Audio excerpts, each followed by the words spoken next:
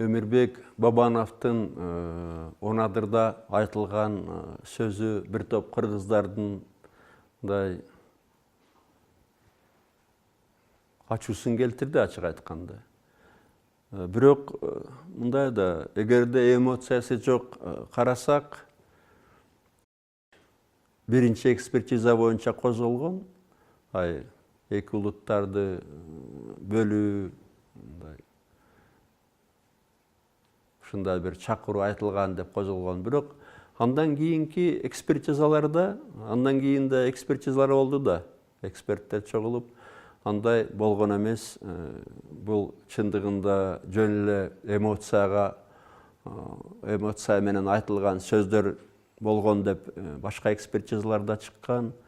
Анын үстүнө мындай да, ошол эле Бабановду алсак, ал өзүнүн иши менен иш жүзүндө көрсөттү да. Мындай эки элди кайраштырып, же Кыргызстанда бир ынтымакка доо келтирүү максаты болсо, мына шайлоодон кийин деле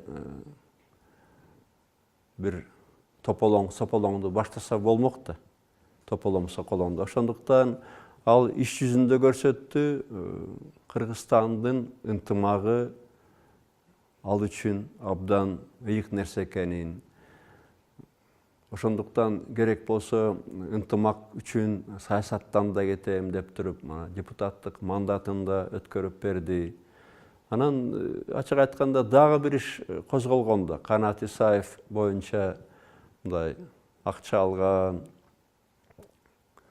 акча тараткан, бир тополоң уюштурабыз деген аракети болгон деп иш козголгон да.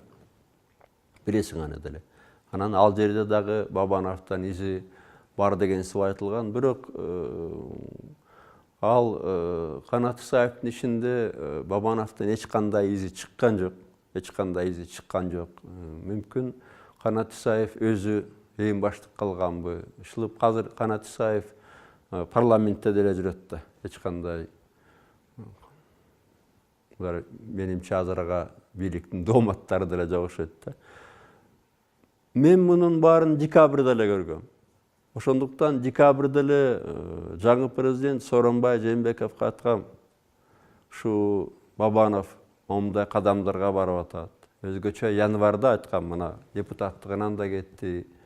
Эми жанагы экспертизалар да бар экен, бул иштерди жабыш керек деп айткам да. Жаңы президентке, Сооронбай Жээнбековго. Анан ал киши да ага макул болгон. Керек болсо, Кудай өзү кечирсин, бирок президент болбосом дагы, бир-эки ай өткөндөн кийин, февралда, мартта, ошо кездеги генералдык прокурорду Жолдубаеваны, ошо кездеги ГКНБнын төрагасын Сегизбаевди деле бир-эки жолу чакырып беттештирген, момундай сөз болбоду беле, Бабановдун иштери жабылыш керек, эмне болуп атат депчи. Мен бир нерсе түшүнбөптүрмүн, президент башка болчу да. Алар мага мени сыйлаган үчүн келип, баш ийкегени менен команданы башка президент берип калган да. Мен ишенчек адаммын да.